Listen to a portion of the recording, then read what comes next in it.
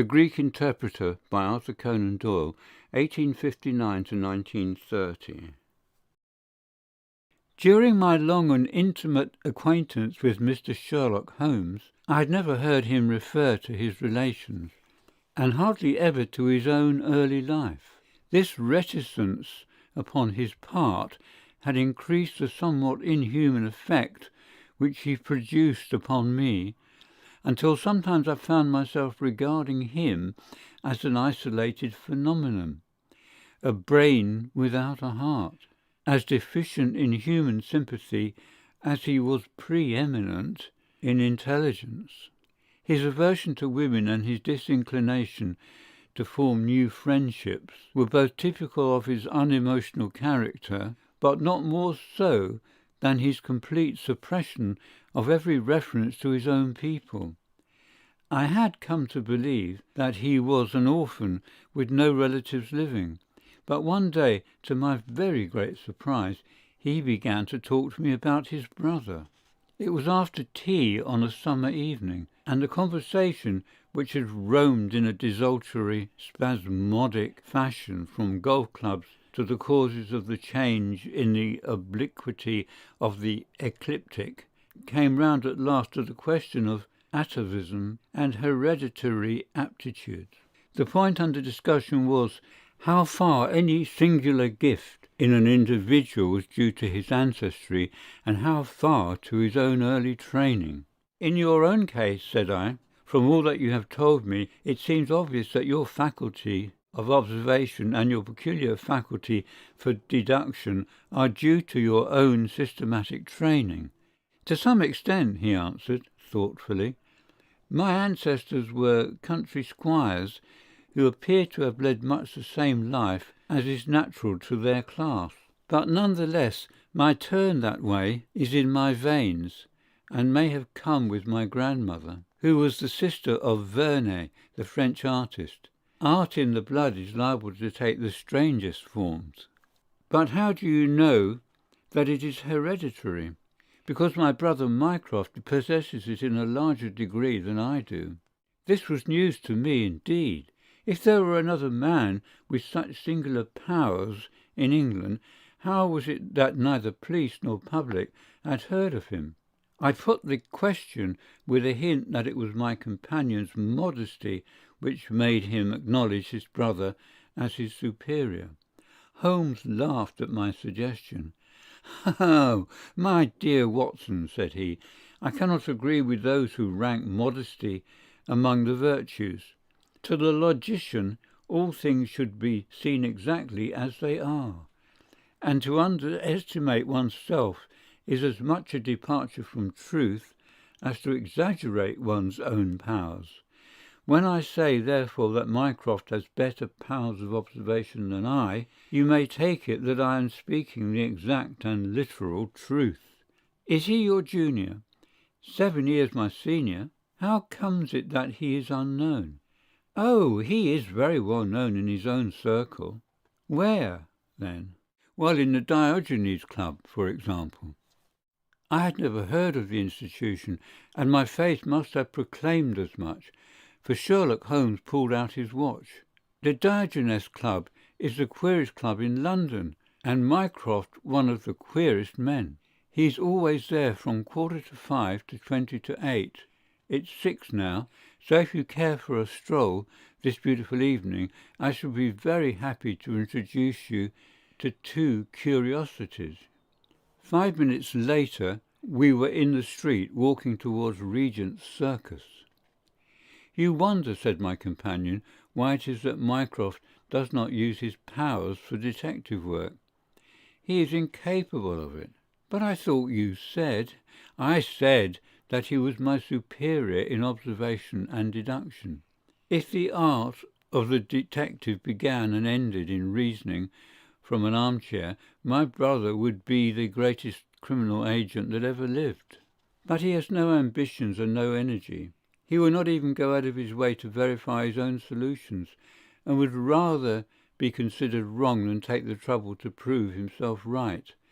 Again and again I have taken a problem to him and have received an explanation which has afterwards proved to be the correct one, and yet he was absolutely incapable of working out the practical points which must be gone into before a case could be laid before a judge or jury.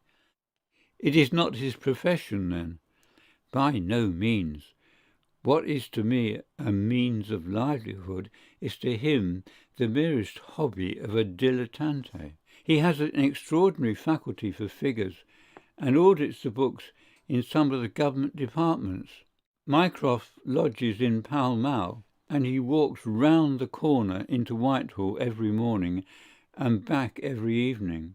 From year's end to year's end he takes no other exercise, and is seen nowhere else, except only in the Diogenes Club, which is just opposite his rooms. I cannot recall the name. Very likely not. There are many men in London, you know, who, some from shyness, some from misanthropy, have no wish for the company of their fellows. Yet they are not averse to comfortable chairs and the latest periodicals. It is for the convenience of these that the Diogenes Club was started, and it now contains the most unsociable and unclubbable men in town. No member is permitted to take the least notice of any other one. Save in the strangers' room, no talking is, under any circumstances, allowed, and 3 offences, if brought to the notice of the committee, render the talker liable to expulsion. My brother was one of the founders, and I have myself found it a very soothing atmosphere. We had reached Pall Mall as we talked, and were walking down it from the St. James's End. Sherlock Holmes stopped at a door some little distance from the Carlton, and cautioning me not to speak, he led the way into the hall. Through the glass panelling I caught a glimpse of a large and luxurious room, in which a considerable number of men were sitting about and reading papers, each in his own little nook.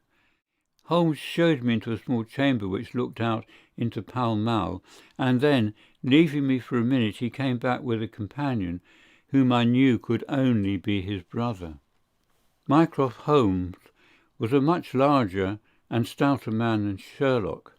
His body was absolutely corpulent, but his face, though massive, had preserved something of the sharpness of expression which was so remarkable in that of his brother. His eyes, which were of a peculiarly light, watery grey, seemed to always retain that far-away, introspective look which I had only observed in Sherlock's when he was exerting his full powers.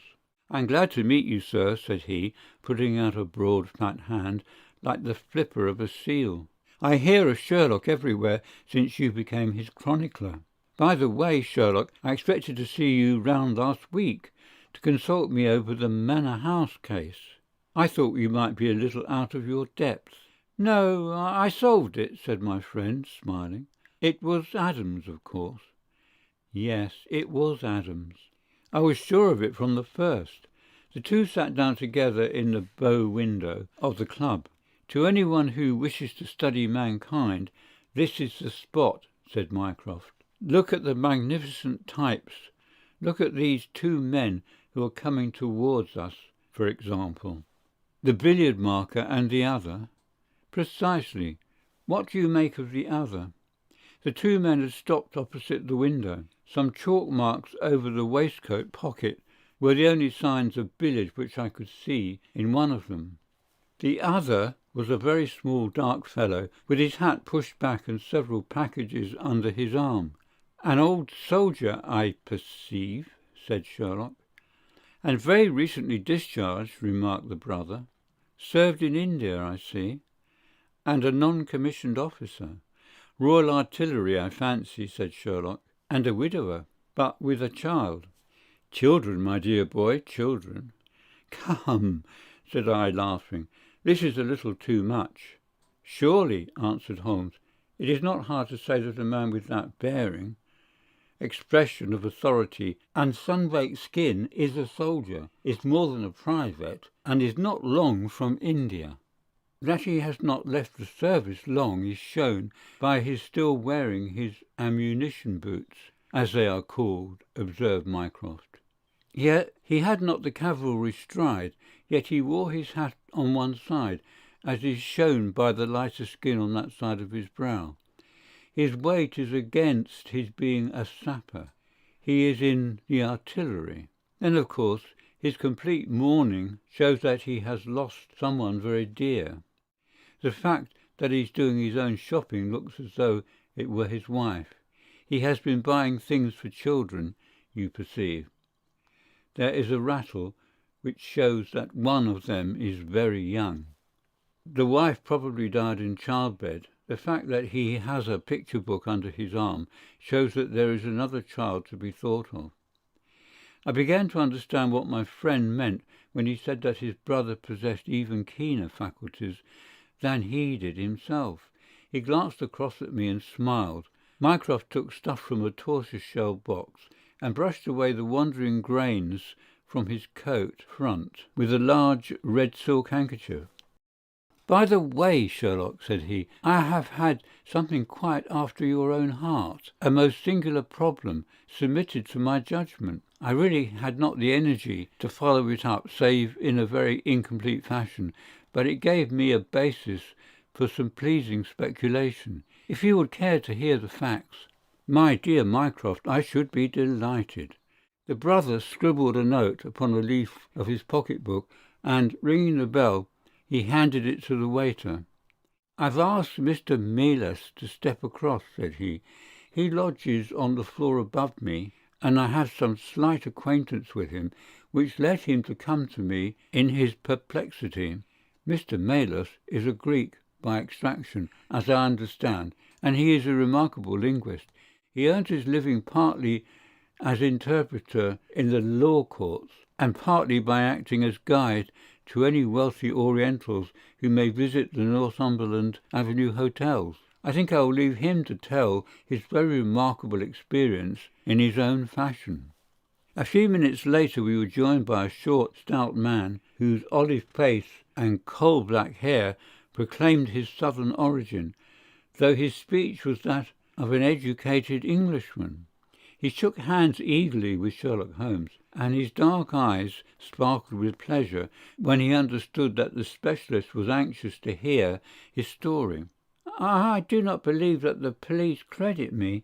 On my word, I do not," said he in a wailing voice. "Just because they have never heard of it before. They think that such a thing cannot be.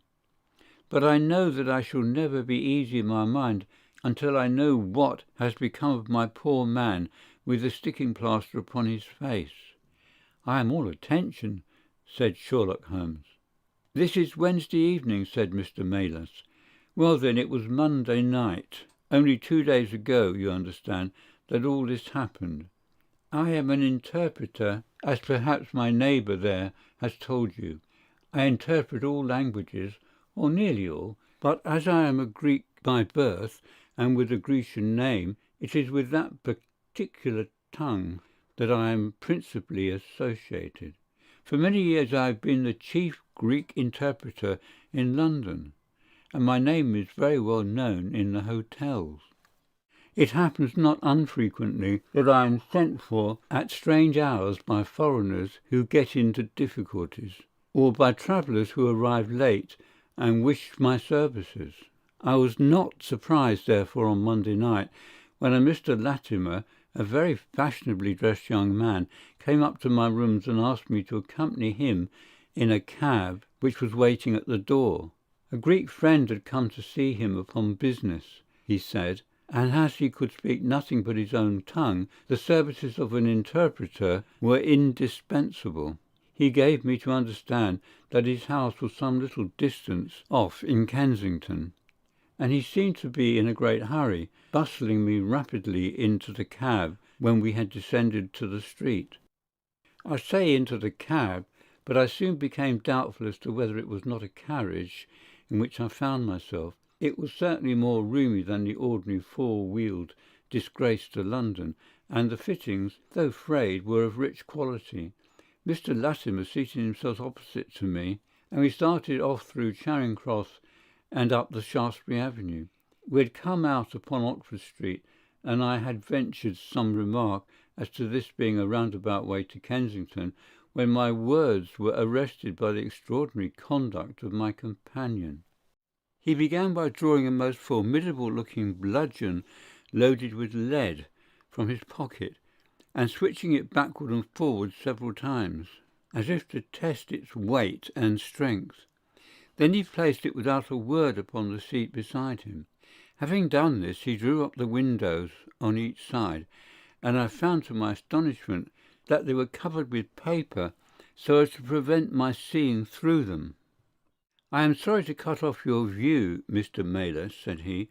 "The fact is that I have no intention that you should see what the place is to which we are driving.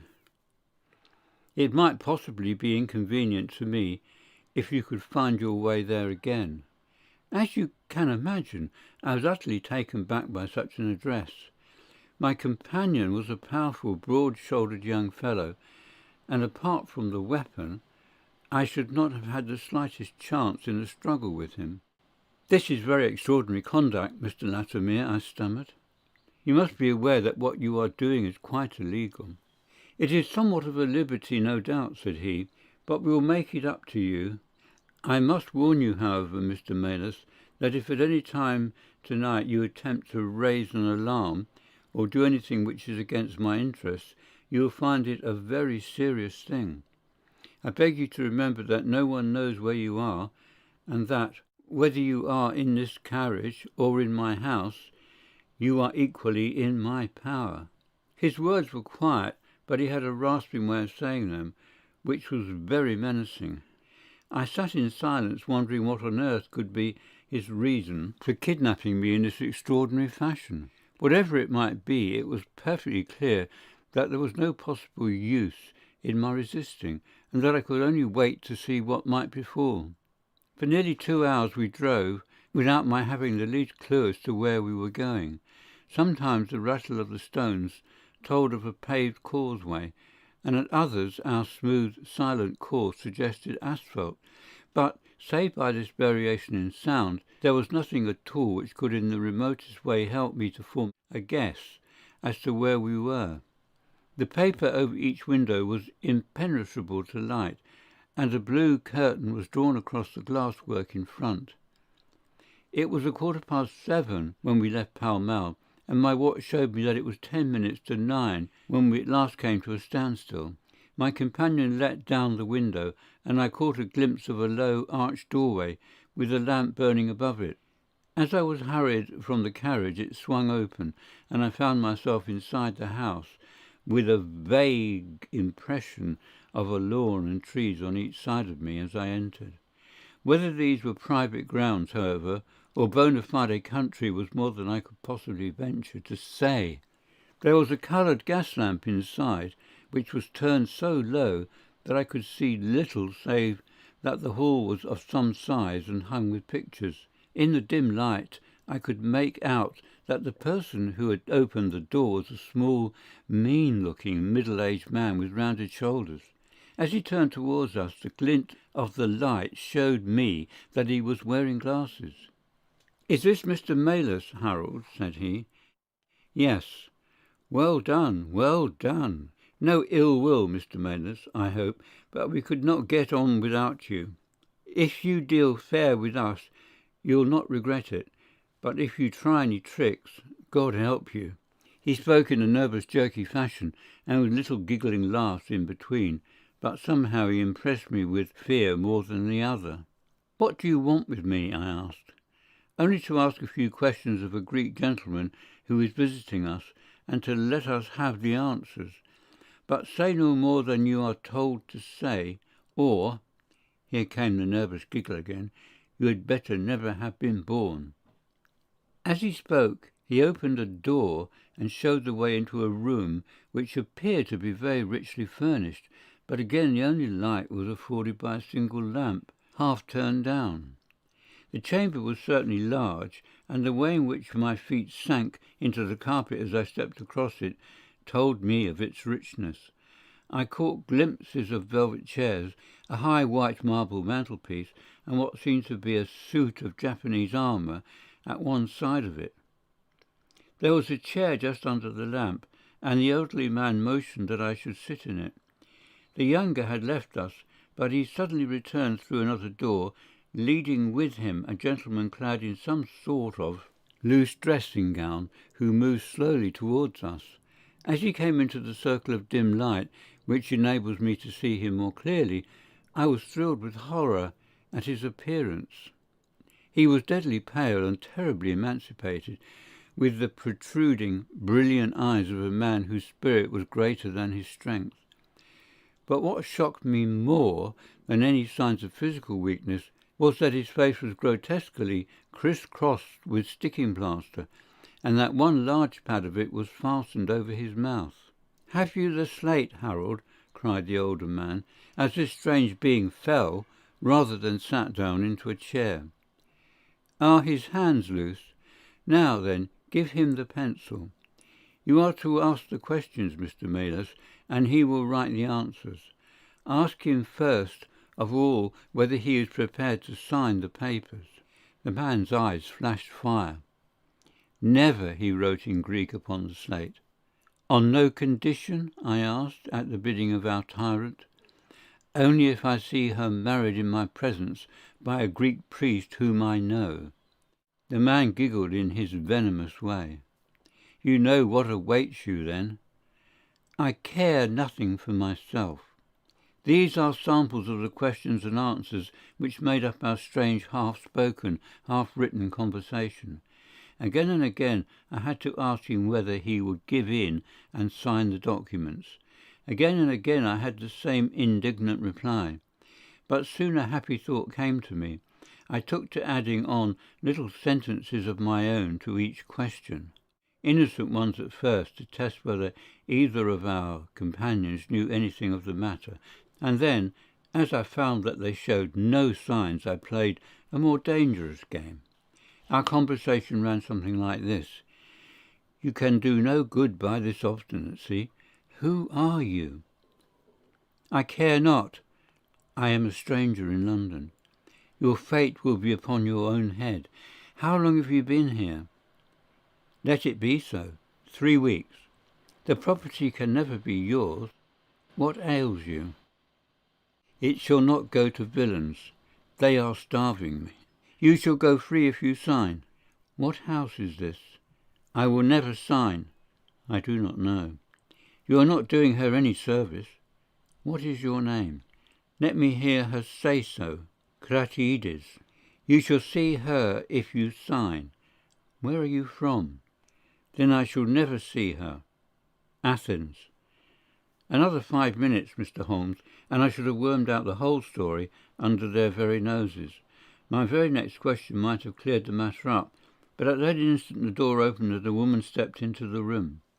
I could not see her clearly enough to know more than that she was tall and graceful, with black hair and clad in some sort of loose white gown.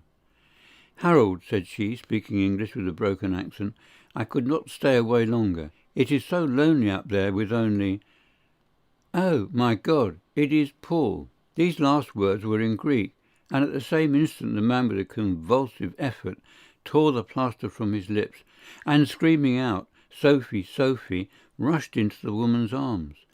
Their embrace was but for an instant, however, for the younger man seized the woman and pushed her out of the room, while the elder easily overpowered his emaciated victim and dragged him away through the other door. For a moment I was left alone in the room, and I sprang to my feet with some vague idea that I might in some way get a clue to what the house was in which I found myself. Fortunately, however, I took no steps, for looking up I saw that the older man was standing in the doorway with his eyes fixed upon me. "That will do, Mr. Mellor," said he. "You perceive that we have taken you into our confidence over some very private business. We should not have troubled you, only that our friend who speaks Greek and who began these negotiations has been forced to return to the East. It was quite necessary for us to find someone to take his place, and we were fortunate in hearing of your powers." I bowed.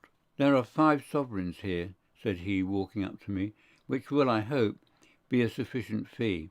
But remember," he added, tapping me lightly on the chest and giggling, "if you speak to a human soul about this, One human soul, mind.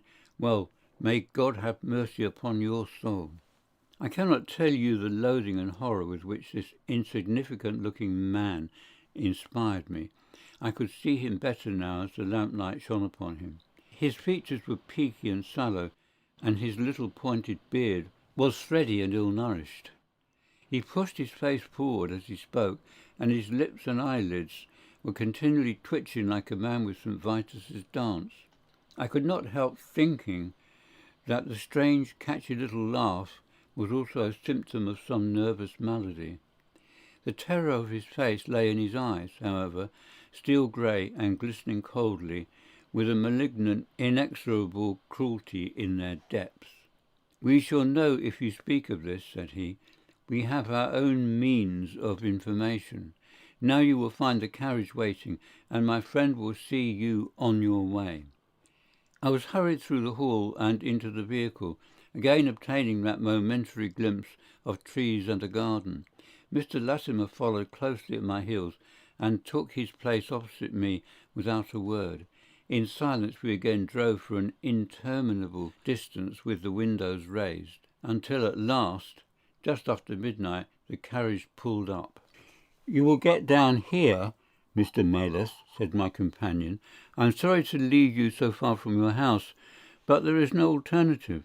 Any attempt upon your part to follow the carriage can only end in injury to yourself." He opened the door as he spoke, and I had hardly time to spring out when the coachman lashed the horse and the carriage rattled away. I looked around me in astonishment.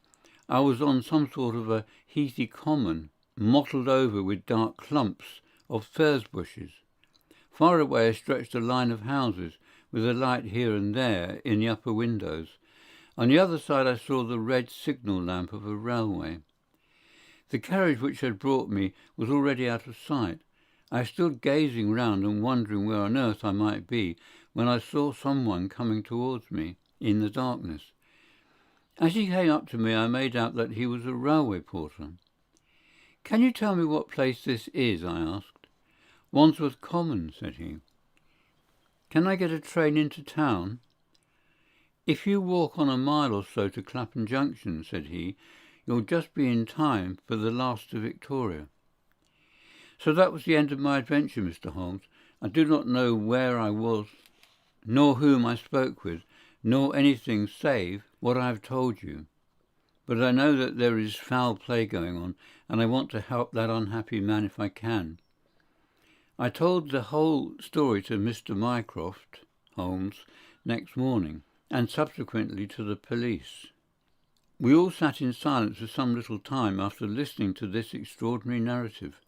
Then Sherlock looked across at his brother. "Any steps?" he asked. Mycroft picked up the Daily News, which was lying on the side table. "Anybody supplying any information to the whereabouts of a Greek gentleman named Paul Kratides from Athens, who is unable to speak English, will be rewarded. A similar reward paid to anyone giving information about a Greek lady whose first name is Sophie. X 2473. That was in all the dailies. No answer. "How about the Greek legation?" "I've inquired. They know nothing."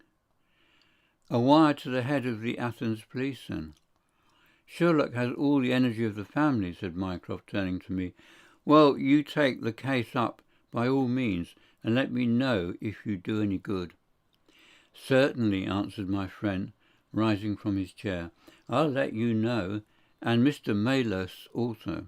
In the meantime, Mr. Maylis, I should certainly be on my guard, if I were you, for of course they must know through these advertisements that you have betrayed them."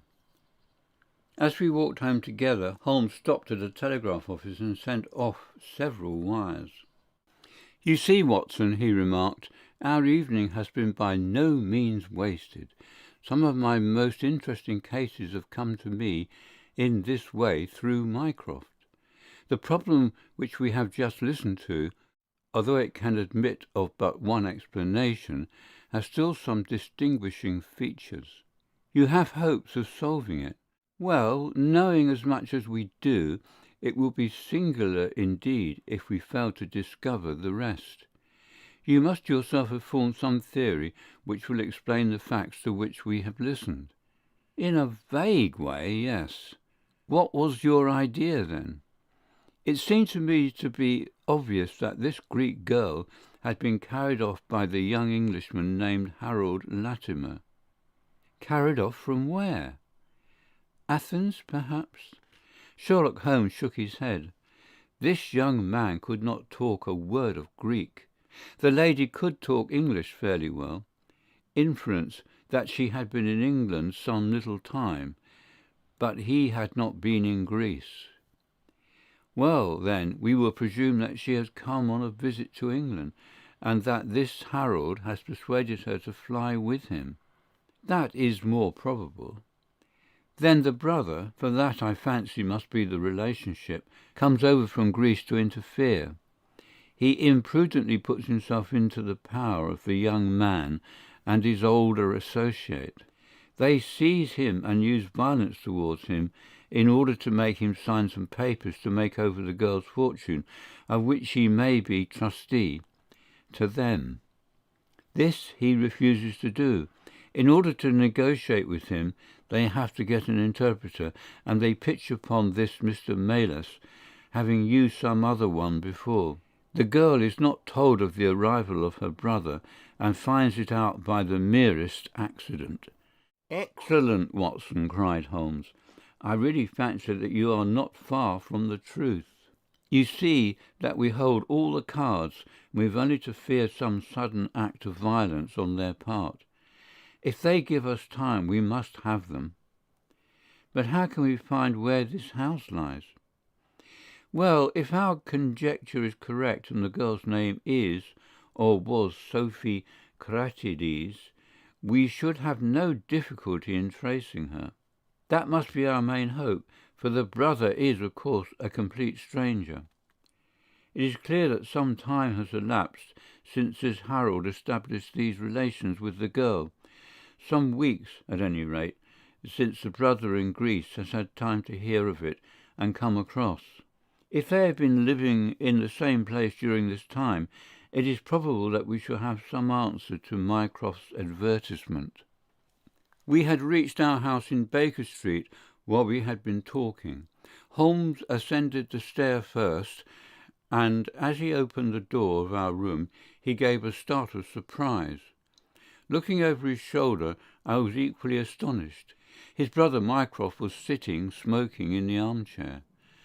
"Come in, Sherlock, come in, sir," said he blandly, smiling at our surprised faces. "You don't expect such energy from me, do you, Sherlock? But somehow this case attracts me." "How did you get here?" "I passed you in a hansom. There has been some new development?" "I had an answer to my advertisement." "Aha! Yes, it came within a few minutes of your leaving." "And to what effect?" Mycroft Holmes took out a sheet of paper. "Here it is," said he, "written with a J pen on royal cream paper by a middle-aged man with a weak constitution. 'Sir,' he says, 'in answer to your advertisement of today's date, I beg to inform you that I know the young lady in question very well. If you should care to call upon me, I could give you some particulars as to her painful history. She is living at present at the Myrtles, Beckenham. Yours faithfully, I. Davenport.'" "He writes from Lower Brixton," said Mycroft Holmes. "Do you not think that we might drive to him now, Sherlock, and learn these particulars?" "My dear Mycroft, the brother's life is more valuable than the sister's story. I think we should call at Scotland Yard for Inspector Gregson and go straight out to Beckenham. We know that a man is being done to death, and every hour may be vital." "Better pick up Mr. Melas on our way," I suggested. "We may need an interpreter." "Excellent," said Sherlock Holmes. "Send the boy for a four-wheeler, and we shall be off at once." He opened the table drawer as he spoke, and I noticed that he slipped his revolver into his pocket.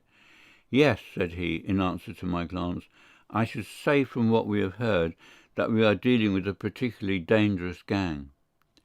It was almost dark before we found ourselves in Pall Mall at the rooms of Mr. Maylis. A gentleman had just called for him, and he was gone. "Can you tell me where?" asked Mycroft Holmes. "I don't know, sir," answered the woman who had opened the door. "I only know that he drove away with the gentleman in a carriage." "Did the gentleman give a name?" "No, sir." "He wasn't a tall, handsome, dark young man?" "Oh, no, sir. He was a little gentleman with glasses, thin in the face, but very pleasant in his ways, for he was laughing all the time that he was talking." "Come along," cried Sherlock Holmes abruptly. "This grows serious," he observed, as we drove to Scotland Yard. "These men have got hold of Maylis again.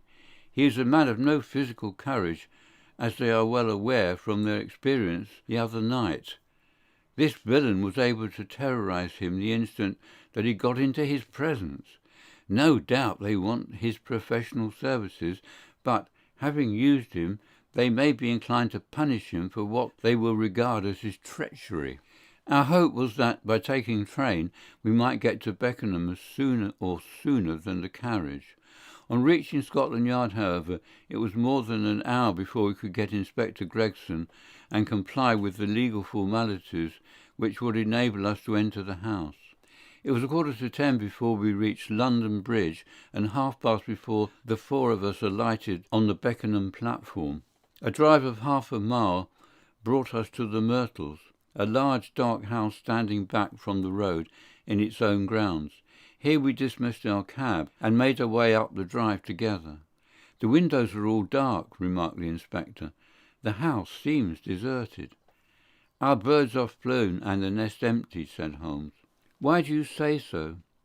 "A carriage, heavily loaded with luggage, has passed out during the last hour."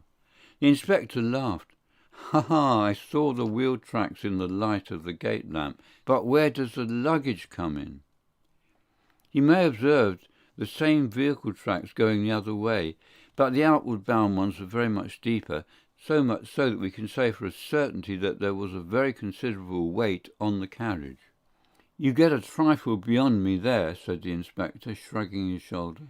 "It will not be an easy door to force, but we would try if we cannot make someone hear us." He hammered loudly at the knocker and pulled at the bell, but without any success. Holmes had slipped away, but he came back in a few minutes. "I have a window open," said he. "It is a mercy that you are on the side of the force, and not against it, Mr. Holmes," remarked the inspector, as he noted the clever way in which my friend had forced back the cat. "Well, I think that under the circumstances we may enter without an invitation." One after another we made our way into a large apartment, which was evidently that in which Mr. Maylis had found himself. The inspector had lit his lantern, and by its light we could see the two doors, the curtain, the lamp, and the suit of Japanese mail as he had described them. On the table lay 2 glasses, an empty brandy bottle, and the remains of a meal. "What is that?" asked Holmes suddenly. We all stood still and listened. A low moaning sound was coming from somewhere over our heads. Holmes rushed to the door and out into the hall. The dismal noise came from upstairs. He dashed up, the inspector and I at his heels, while his brother Mycroft followed as quickly as his great bulk would permit. 3 doors faced us upon the second floor, and it was from the central of these that the sinister sounds were issuing, sinking sometimes into a dull mumble and rising again into a shrill whine. It was locked, but the key had been left on the outside. Holmes flung open the door and rushed in, but he was out again in an instant with his hand to his throat. "It's charcoal," he cried. "Give it time, it will clear." Peering in, we could see that the only light in the room came from a dull blue flame which flickered from a small brass tripod in the centre. It threw a vivid, unnatural circle upon the floor, while in the shadows beyond we saw the vague form of 2 figures which crouched against the wall. From the open door there reeked a horrible, poisonous exhalation which set us gasping and coughing. Holmes rushed to the top of the stairs to draw in the fresh air, and then dashing into the room he threw up the window and hurtled the brazen tripod out into the garden. "We can enter in a minute," he gasped, darting out again. "Where is a candle? I doubt if we could strike a match in that atmosphere. Hold the light at the door, and we shall get them out. Mycroft, now!" With a rush we got to the poisoned men and dragged them out into the well-lit hall. Both of them were blue-lipped and insensible, with swollen, congested faces and protruding eyes. Indeed, so distorted were their features that, save for the black beard and stout figure, we might have failed to recognize in one of them the Greek interpreter who had parted from us only a few hours before at the Diogenes Club. His hands and feet were securely strapped together, and he bore over one eye the marks of a violent blow. The other, who was secured in a similar fashion, was a tall man in the last stage of emaciation, with several strips of sticking plaster arranged in a grotesque pattern over his face. He had ceased to moan as we lay him down, and a glance showed me that for him at least our aid had come too late. Mr. Maylis, however, still lived, and in less than an hour, with the aid of ammonia and brandy, I had the satisfaction of seeing him open his eyes, and of knowing that my hand had drawn him back from the dark valley in which all paths meet. It was a simple story which he had to tell, and one which did but confirm our own deductions. His visitor, on entering his room, had drawn a life-preserver from his sleeve, and had so impressed him with the fear of instant and inevitable death that he had kidnapped him for the second time. Indeed, it was almost mesmeric, the effect which this giggling ruffian had produced upon the unfortunate linguist, for he could not speak of him save with trembling hands and a blanched cheek. He had been taken swiftly to Beckenham, and had acted as interpreter in a second interview, even more dramatic than the first, in which the two Englishmen had menaced their prisoner with instant death if he did not comply with their demands. Finally, finding him proof against every threat, they had hurled him back into his prison, and after reproaching Maylis for his treachery, which appeared from the newspaper advertisement, they had stunned him with a blow from a stick, and he remembered nothing more until he found us bending over him. And this was the singular case of the Grecian interpreter, the explanation of which is still involved in some mystery. We were able to find out by communicating with the gentleman who had answered the advertisement that the unfortunate young lady came of a wealthy Grecian family, and that she had been on a visit to some friends in England. While there she had met a young man named Harold Latimer, who had acquired an ascendancy over her and had eventually persuaded her to fly with him.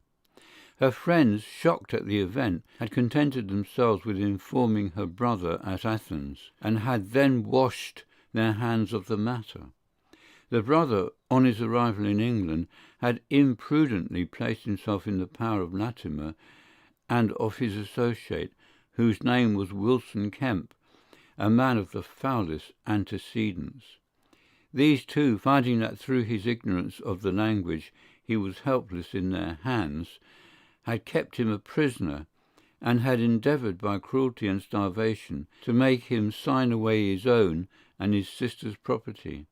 They had kept him in the house without the girl's knowledge, and the plaster over his face had been for the purpose of making recognition difficult in case she should ever catch a glimpse of him. Her feminine perception, however, had instantly seen through the disguise when, on the occasion of the interpreter's visit, she had seen him for the first time. The poor girl, however, was herself a prisoner, for there was no one about the house except the man who acted as coachman, and his wife, both of whom were tools of the conspirators. Finding that their secret was out, and that their prisoner was not to be coerced, the two villains with the girl had fled away at a few hours' notice from the furnished house which they had hired, having first, as they thought, taken vengeance both upon the man who had defied and the one who had betrayed them. Months afterwards, a curious newspaper cutting reached us from Budapest. It told how two Englishmen who had been travelling with a woman had met with a tragic end. They had each been stabbed, it seems, and the Hungarian police were of opinion that they had quarrelled and had inflicted mortal injuries upon each other. Holmes, however, is, I fancy, of a different way of thinking, and holds to this day that, if one could find the Grecian girl, one might learn how the wrongs of herself and her brother came to be avenged. End of The Greek Interpreter by Arthur Conan Doyle.